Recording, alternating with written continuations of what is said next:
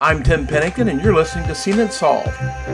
Tosca is not an opera in this case, although there's a lot of a drama associated with the Toxic Substances Control Act. Basically, the issue is that Congress, through the laws, through the Lautenberg legislation, has directed the Environmental Protection Agency to take certain steps, and they're supposed to be setting priorities for existing chemicals to look at them again. Once they've prioritized a chemical for study, the EPA then goes in and does a risk evaluation. And the risk evaluation is to determine if there is a problem with the environment or worker safety. And that's one of the things this Lautenberg Amendment did, is it gets the EPA into areas that previously had been addressed only by OSHA.